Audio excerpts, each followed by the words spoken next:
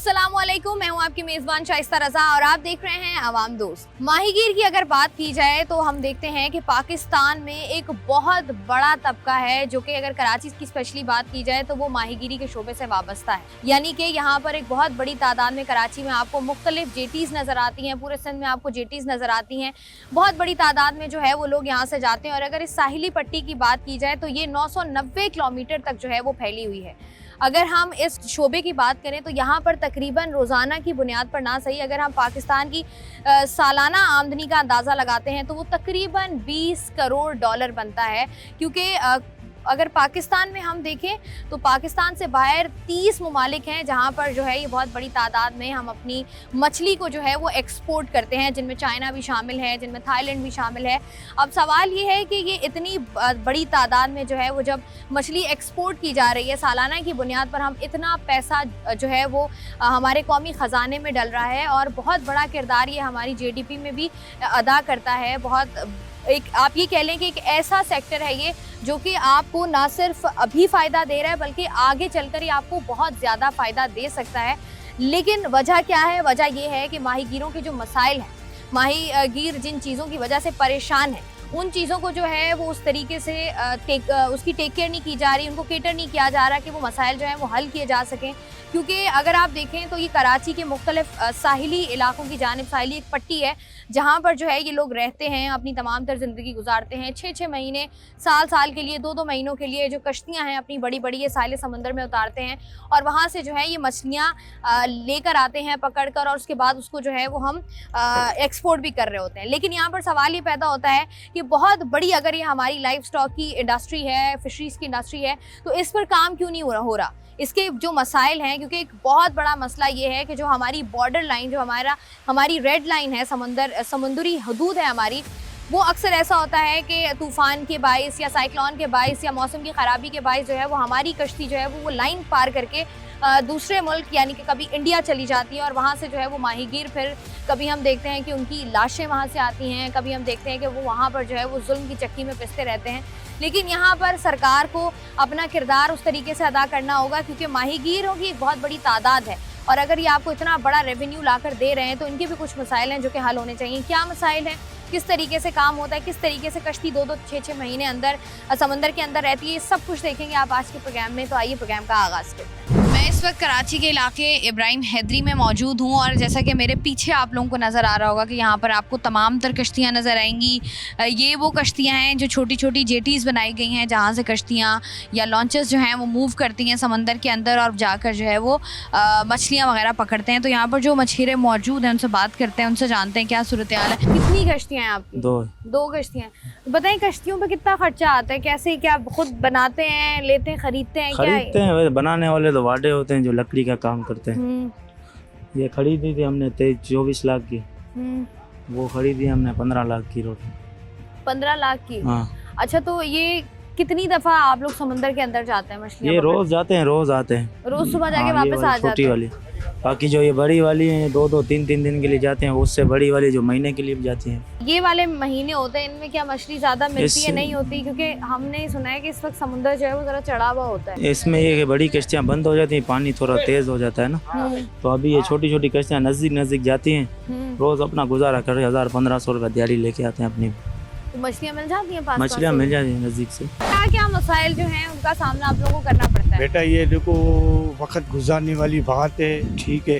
अब जो इस वक्त चल रहा है सीजन है, ठीक है ना, सीराफ लगा हुआ है, ठीक है, अभी समुद्र का, ठीक है। तो बस ये है कि बस आपके सामने है, गवर्नमेंट ने 2 महीने की पाबंदी लगाया हुआ है, ठीक है ना। उसमें जाहिर सी बात है बहुत सारे लोगों को मुश्किलात आती है, ठीक है ना। अभी आंधी तूफानी में जो भी है वो तो बेचारे पेट के लिए तो जाने पड़ेंगे लोगों को, क्योंकि पीछे बच्चे हैं, ठीक है। और रह गई बात ये, बस अल्लाह है, अल्लाह किसी को नहीं छोड़ने वाला है ना, ठीक है ना। अब डीजल इतना महंगा है, हमारी जो मछली है या जो जिस तरीके से वो हमें कोई रेट नहीं मिल रहा है, बस यही है, आप हमें वादा दे दो, कल रेट दिलवा दो 1500-2000 का, तो हम हाथ में हाथ दो भाई, मीडिया वालों को साथ दो। अच्छा, मुझे बताएं, जैसे आपने बताया कि डीजल महंगा हो गया है, वो रेट नहीं मिल रहा, इसके अलावा जब मसाइल आते हैं आपको, जब आप लोग निकले हुए होते हैं समुद्रों में, बड़े जहाज होते हैं, बड़ी कश्तियां होती हम हैं, आगे हाथी जाके पे फंस जाते हैं। हाथ पे हाथ रख के हम जो ना घर छोड़ के जाते हैं। जितनी बड़ी इंडस्ट्री आप देख रहे हो ना, ये सारा मतलब खसारे में हम लोग। अगर जब एक कश्ती जाती है जी। और वो कहते हैं कि मतलब सुबह जाके शाम में आती है, हाँ। शाम में जाके सुबह आती है, कितना डीजल चाहिए होता है? उनको तकरीबन 30 से 40 लीटर डीजल चाहिए होता है और इतना ही उनको मिलता है बाहर से माल। बकाया जो राशन हो गया, जो मजदूर हो, वो सारे ऐसे ही जाते हैं। यहाँ पर तो बहुत से मसाइल हैं, आपको क्या गिनाएं। बताइएगा कुछ मसाइल तो। मसलन ये है कि एक कश्ती में जाते हैं 20 से 30 बंदे, एक महीना बाहर निकालते हैं, 40 लाख 50 लाख खर्चा करके जाते हैं और वापसी आते हैं इससे भी कम मतलब के होता है माल। बाहर रेट नहीं है हम लोग का, कोई पूछने वाला ही नहीं है इस इंडस्ट्री को। तो ये जो आप लोगों की फिशरमैन एसोसिएशन बनी हुई है, वो सिर्फ नाम की है, वो सिर्फ अपने डब्बे भरती हैं और चली जाती हैं। कहाँ जितनी से? भी हैं, ये हमसे टैक्स लेते हैं इसका। कितना टैक्स देते हैं आप लोग? टैक्स तो माल के ऊपर है, जितना माल आएगा इतना टैक्स है। वो एक मतलब मखसूस नहीं है कि भाई 20 रुपये या 30 रुपये, हर माल के ऊपर अपना टैक्स लेते हैं लोग। अच्छा, यहाँ पर जो लोग हैं जिनकी अपनी ये तमाम तर कश्तियाँ हैं, तो उनको प्रॉफिट नहीं होता है क्योंकि समंदर में तो बेतहाशा चीज़ें। मछलियाँ होती हैं। पिछले साल जैसा आपने देखा था, कुछ लांचियों को यहाँ पर गोल्ड फिश भी लगी थी। वो चंद आटे में नमक के बराबर समझो। जो डीजल अगर हमें कम पेशी पे मिलेगा तो अल्लाह करेगा तो ये इंडस्ट्री चलेगी। डीजल के अलावा बहुत से इशू हैं, सिर्फ डीजल नहीं है। जैसे बर्फ़ हो गया, आइस हम लोग लेके जाते हैं, वो 1 महीने का स्टॉक लेके जाते हैं, फिर वापसी आते हैं तो मतलब वो हर अभी क्या गिनाऊं मैं आपको, इतने हैं जो हम मतलब के हिसाब कैलकुलेशन नहीं कर सकते। 30 से ज़्यादा ममालिक हैं जहाँ पर जो है पाकिस्तान की ये जो मछली है उसको एक्सपोर्ट किया जाता है, और उसके बावजूद भी जो मसाइल हैं वो बहुत बेसिक हैं। वही डीज़ल का मसला है, वही आप कह लेंगे छोटे छोटे मसाइल हैं कि उस तरीके से उनको केटर नहीं किया जाता गवर्नमेंट की जानिब से, जिसकी वजह से लोग जो हैं वो काफ़ी परेशान भी नज़र आ रहे हैं। और अगर आप महीना 6-6 महीना समंदर के अंदर रहते हैं जाकर, तो फिर जो है वो बड़ा मुश्किल हो जाता है कि आप अपनी फैमिली से भी दूर हैं, अपनी जान भी आपने जो है वो जोखिम में डाली हुई है, लेकिन जो एंड रिजल्ट मिल रहा है आपको वो उनके लिए सेटिस्फैक्ट्री नहीं है।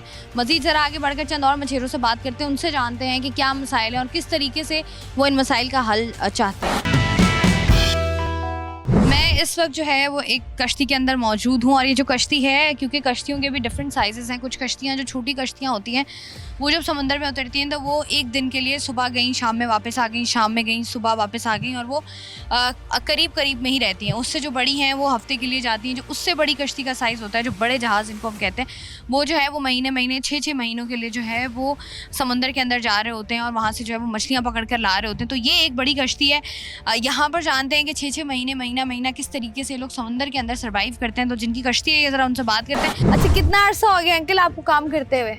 ये मेरे को 3-4 साल हो गए, मैं काम कर रहा हूँ यहाँ। 3-4 साल हो गए। अच्छा, ये वाली जो कश्ती है ये कितने दिन तक जो है वो समंदर के अंदर रहती है? 2 महीने करती है। 2 महीने रहती रहती है। है। दिखाए ना हमें कि आप लोग 2 महीने किस तरीके से यहाँ पर रहते हैं। ये जो है अपना ये सोने का जगह है, ये वाली। ये वाली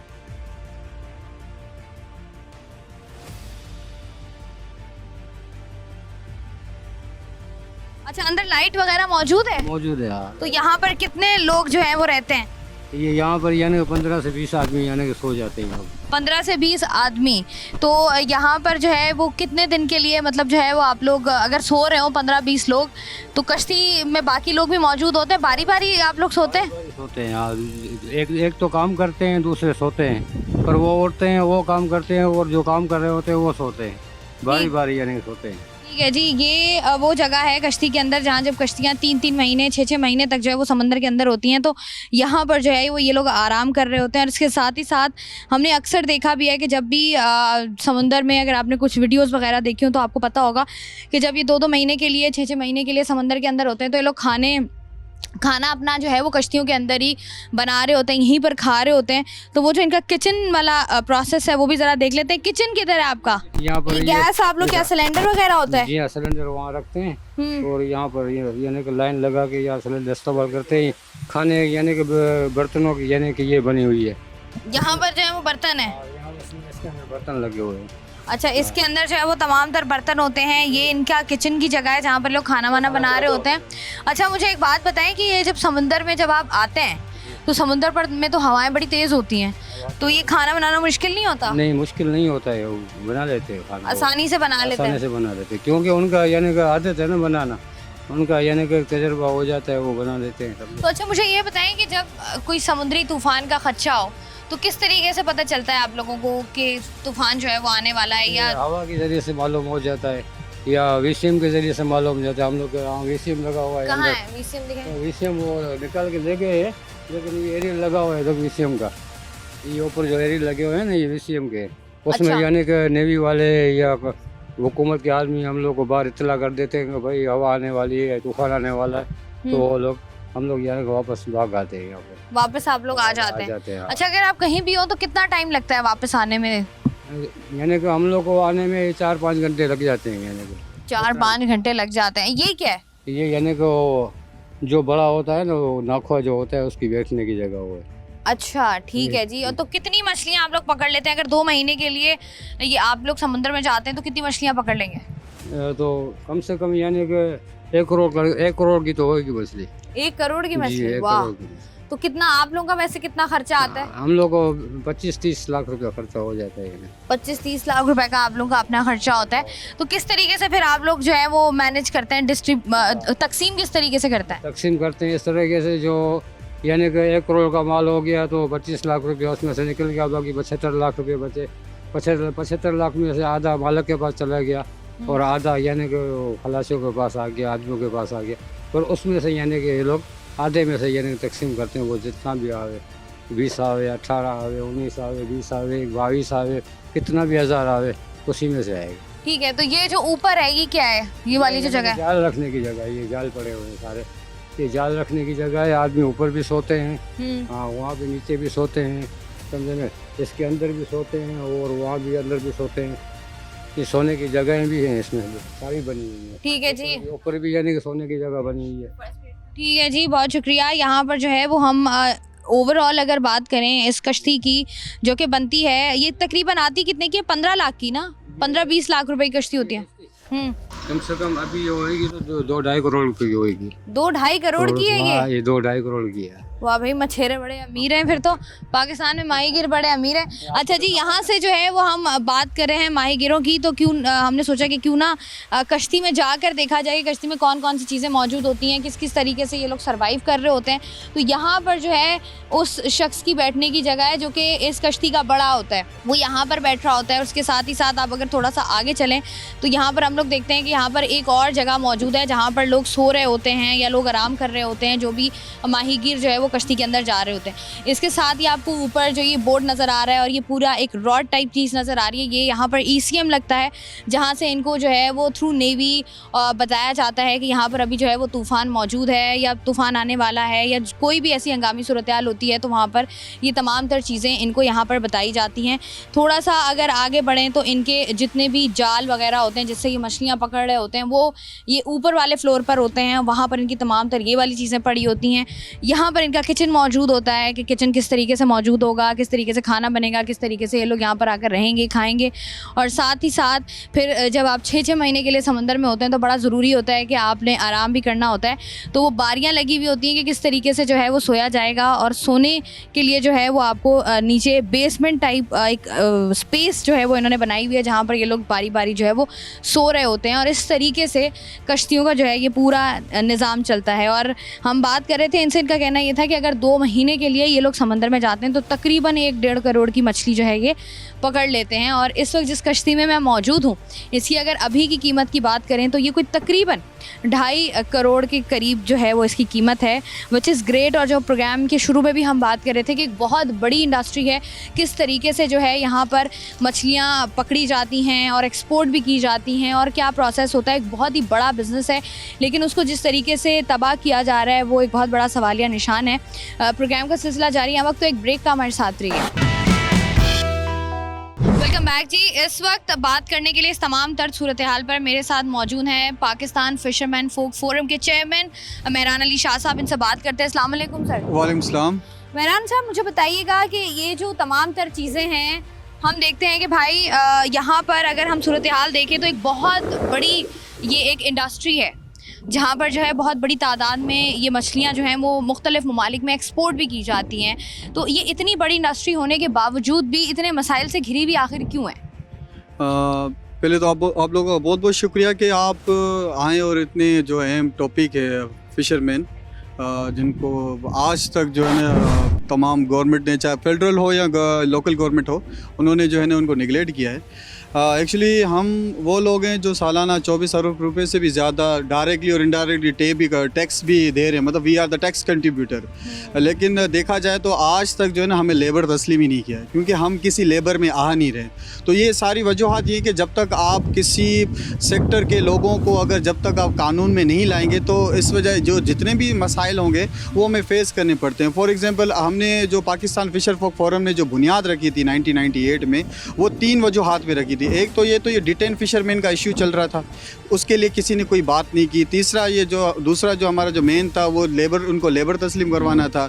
तीसरा ये हमारा जो था कि भाई ये जितने भी साइक्लोन ये इश्यूज़ आ रहे हैं उनको किस तरीके से रिड्यूस किया जाए, उनको काउंटर किया जाए या उनको फेस किया जाए। तो ये सारी वजूहत थी, तो हमने ये रखे थे। तो इसी वजह से जो है हमारा तो स्ट्रगल चल रही है, लेकिन अब तक जो है ना हमारे चीज़ों पर जो है ना वो इम्प्लीमेंटेशन नहीं हो रहा था। रीज़न जो है कि इतना बड़ा तबका जो लाखों टैक्स पे कर रहा है, गवर्नमेंट को भी दे रहा है और मछलियाँ भी पकड़ दूसरे ममालिक में इंपोर्ट भी हो रहा है, एक्सपोर्ट भी हो रहा है। इसके साथ साथ एक्वा कल्चर का कॉन्सेप्ट भी इन लोगों ने शुरू किया है, लेकिन जितने भी मसाइल आज तक जो हल नहीं हो रहे उसका रीज़न ही यही है कि आज तक जो है ना वो माहीगीरों को लेबर तस्लीम नहीं किया। रिसेंटली अभी ये हुआ कि हमारे यहाँ पर 2 किस्म के माहीगीर हैं, एक मीठे पानी के और खारे पानी के।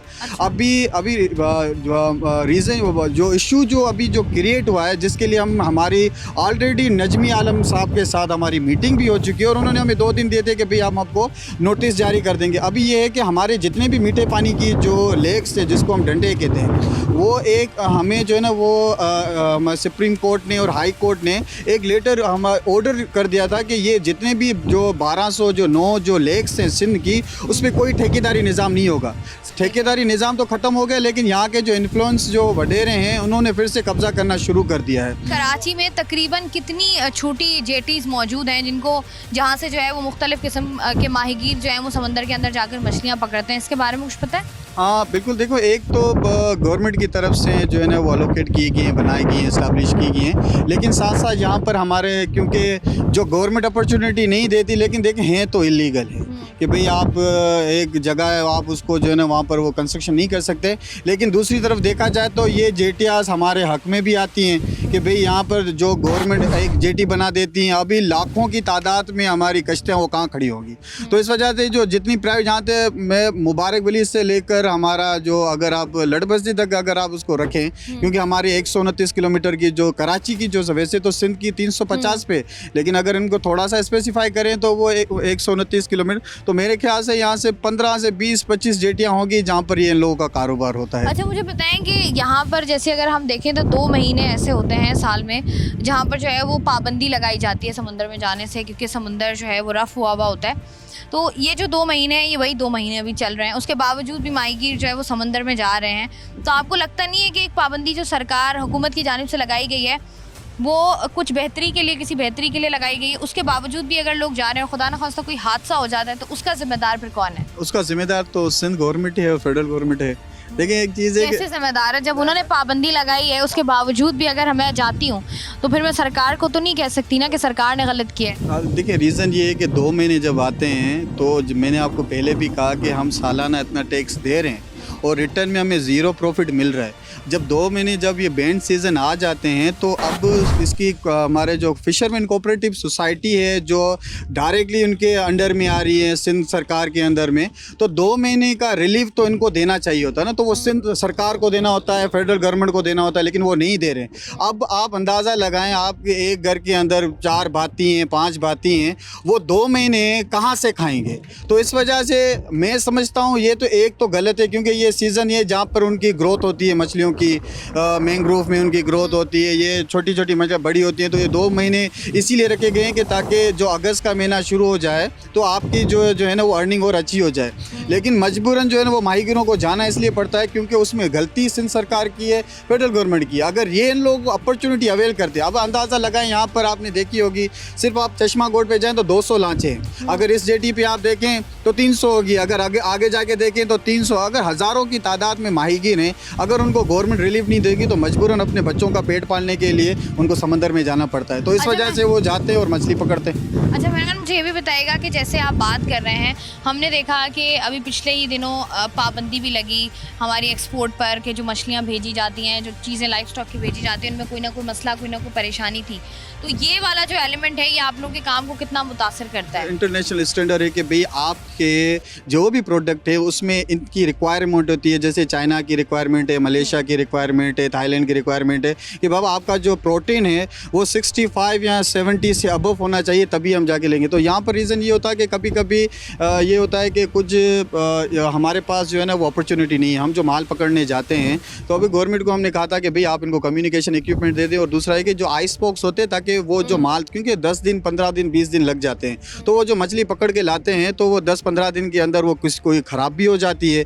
तो रीज़न ये होता है कि इनके पास वो अपॉर्चुनिटी नहीं है। अगर वो आइस बॉक्स होते, वो सारी चीज़ें होती, तो वो जो माल पकड़ रहे हैं वो साफ़ सुथरा जाके जो है ना वो एक्सपोर्ट करते हैं, लेकिन वो चीज़ें नहीं है। तो इस वजह से ये नहीं है कि हर साल ऐसा ही होता है। ठीक है जी, बहुत शुक्रिया। मेहरान शाह हमारे साथ मौजूद थे और जैसे कि इन्होंने बताया कि ये एक ब्रिज का किरदार अदा कर रहे होते हैं हुकूमत और माहीगीरों के दरमियान, और बहुत सारे ऐसे मसाइल हैं जिन पर काम होने की ज़रूरत है बहुत, क्योंकि ये आपका बहुत बड़ा तबका है जो कि टैक्स पेयर भी है, लेकिन जो एक इनका बुनियादी हक है अगर देखा जाए तो समुद्र में जाना, जाके अपनी जान को जोखिम में डालना, तमाम तर चीज़ें करना, उसके बावजूद भी जो है वो अगर इनको लेबर काउंट नहीं किया जाता तो एक बहुत बड़ा क्वेश्चन मार्क है, क्योंकि ये आपकी वो वाली इंडस्ट्री है जो आपको जो है बहुत बड़ी तादाद में जो है वो रेवेन्यू जनरेट करके देती है। तो ये सरकार की जिम्मेदारी भी है कि इस जो सेक्टर है उस पर भी ज़रा नज़रसानी करें, क्योंकि लाइफ स्टॉक की बात की जाए, फिशरीज़ की बात की जाए तो ये हमें बहुत सारा फ़ायदा जो है वो इन फ्यूचर दे सकती है। प्रोग्राम का सिलसिला जारी है, वक्त तो एक ब्रेक का, हमारे साथ रहिए।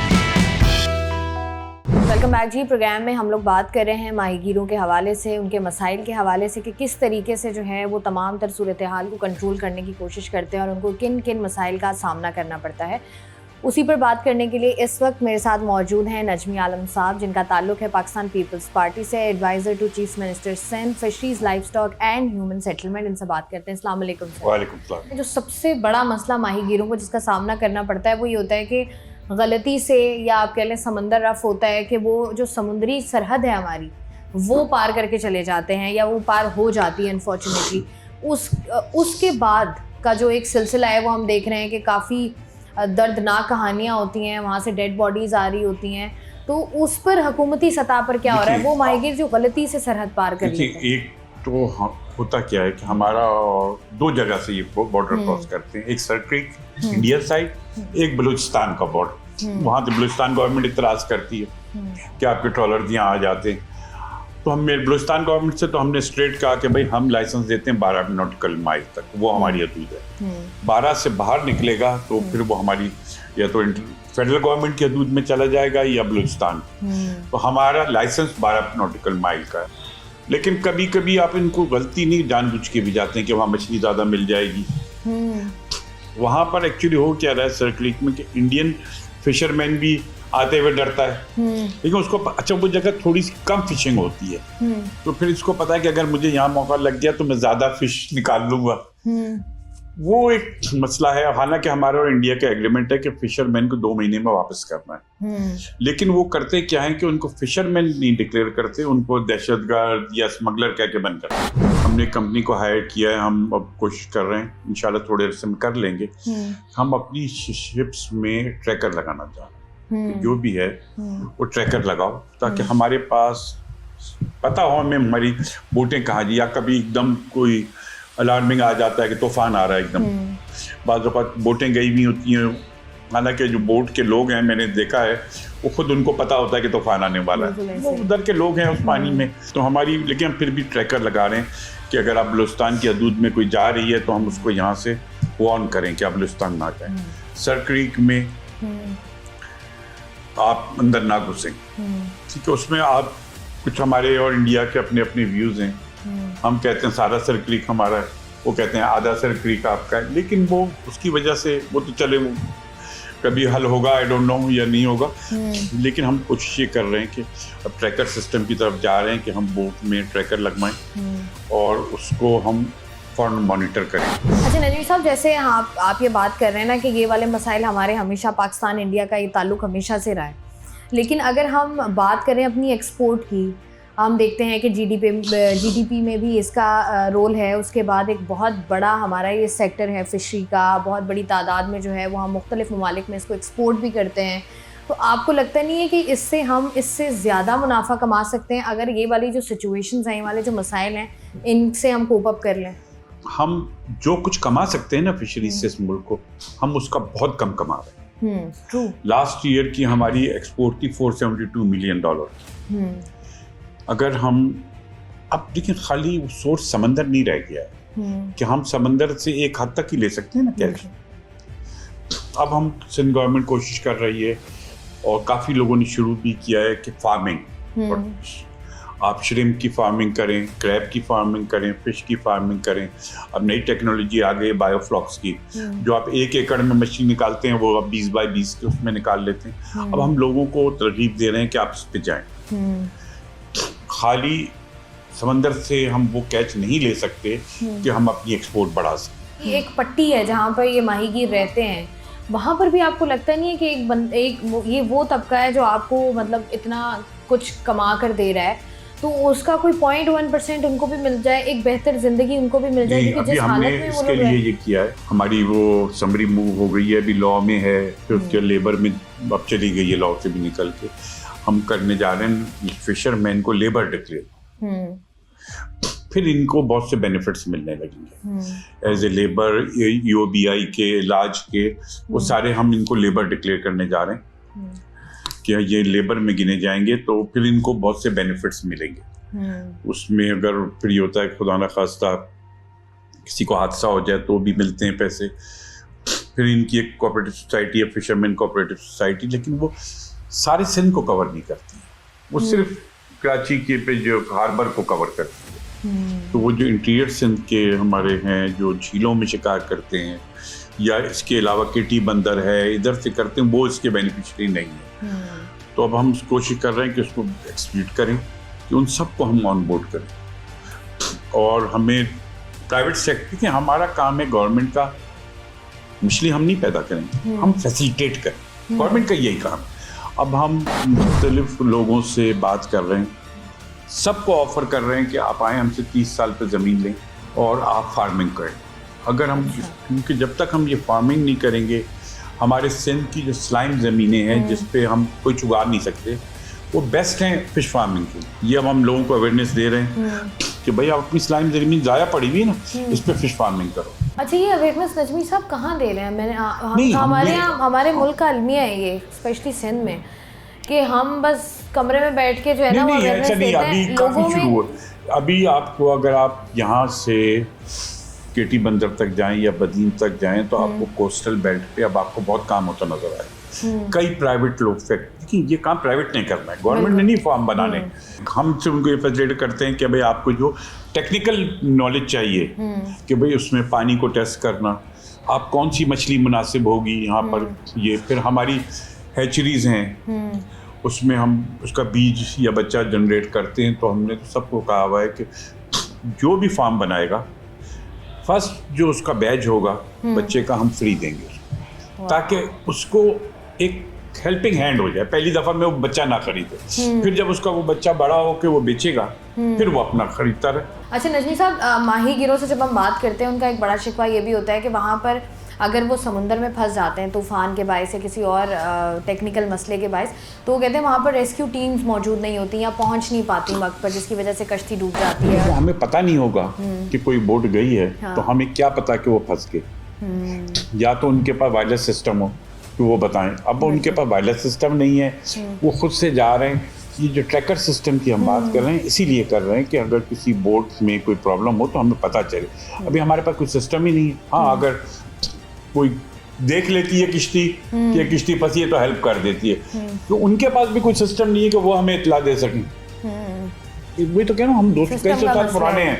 ठीक है जी, बहुत बहुत शुक्रिया। हमारे साथ नजमी आलम साहब मौजूद थे अब यहाँ पर जो है जब हम बात कर रहे होते हैं माहीगीरों के हवाले से, शुरू से लेकर आखिर तक हम यही देख रहे होते हैं कि हमने जब से होश संभाला है तब से माहीगीरों को इसी हालत में देखते आए हैं कि यही हो रहा है और इसी तरीके से काम हो रहा है। लेकिन अच्छी बात यह है कि जब बहुत सारे इनिशिएटिव्स लिए जाते हैं, बहुत सारी चीज़ें जो हैं वो पेपर पर लाई जाती हैं और उसके बाद उन पर अमल दरामद हो रहा होता है। नजमी साहब ने भी हमें कहा कि बहुत सारी ऐसी चीज़ें हैं जिनको बेहतर करने की ज़रूरत है, लेकिन उनको बेहतर किया भी जा रहा है और ये बहुत अच्छा इनिशिएटिव है, क्योंकि आहिस्ता आहिस्ता हम पीछे जाने के बजाय आगे अगर चलेंगे तो हम अपने आप को कह सकते हैं कि हमारा शुमार भी उन ममालिक में हो रहा है जो कि अपनी एक्सपोर्ट को बेहतर कर रहे हैं।